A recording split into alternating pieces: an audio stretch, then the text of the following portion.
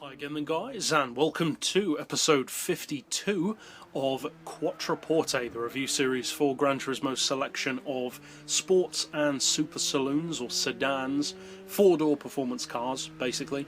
And in this particular pick we're featuring a vehicle which I kind of wish was representative of a different manufacturer.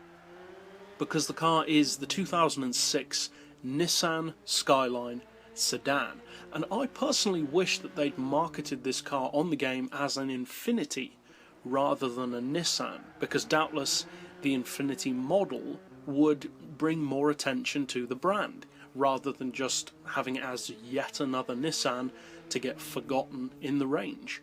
Whereas when you look in the Infiniti dealership, because there are so fewer cars, each of them stand out more. So that's just a personal gripe that I have with the car. I would rather this represented Infiniti as a brand than Nissan, but that being considered, it's still essentially the same as what it would be were it an Infiniti.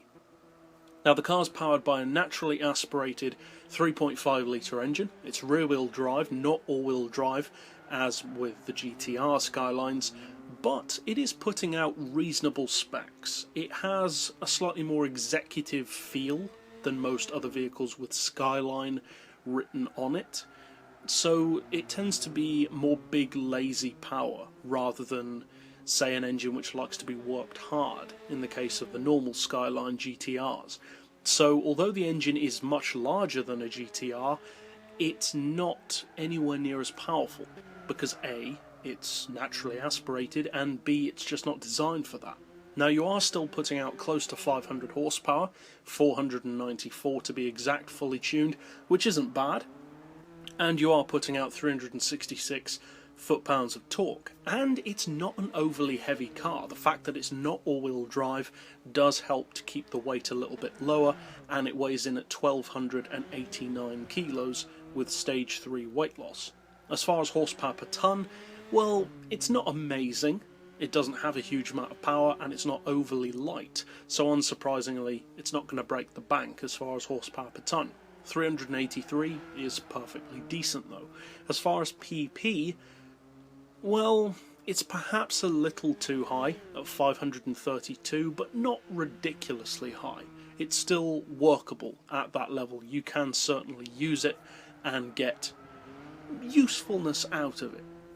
Now as far as price, it's actually still pretty good, despite the fact that it is a more upmarket premium spec, more luxury inclined version of a Nissan model.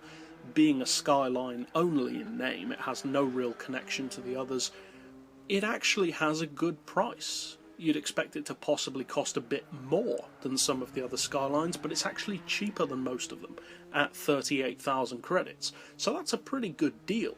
But it's also an appropriate one given how much less power it does have. Now the power that it does have to work with means that the performance is reasonably good, but not a car which is really going to worry much within this category. As far as sports sedans go, it is quite good. It's reasonably powerful. It is one of the more powerful non-super saloons, but at the same time it's not as nimble as some of the other smaller sedans, not as light as many of them, but at the same time not really that much more powerful to really dominate the straights. Now slow, this car definitely isn't, but it's just not really outstanding in any particular way. This is the kind of car which I would recommend primarily for people who just want to try something different. It's not really going to blow your mind in any particular way, but if you fancy trying something new, a car which not so many people use, then it's a good choice for that. It represents Nissan pretty well in the sedan category. There aren't a huge amount of Nissan sports or super sedans on the game, and this one does the brand proud. It's not amazing, but it's certainly not bad. Close to 500 horsepower certainly is nothing to be sniffed at, especially naturally aspirated, and the performance is decent. The acceleration is pretty good, it makes a good drift car, and the handling, although as I said earlier, not particularly nimble, is quite good. It's suited more for tracks which are a little bit more open, which allow higher cornering speeds. For instance, tracks like Deep Forest or Trial Mountain, tracks which have a slightly wider road to use, more runoff out of corners, rather than something like Monaco where there's really no room for error. If you use this under the right circumstance, it certainly can give you a win. It won't necessarily run away with the victory, but it can be made to win. It's just not a first recommendation kind of car. So as I said, if you fancy trying something a little bit different, certainly something of a sleeper car, it's not a very shouty looking vehicle, then give the Skyline Sedan a try.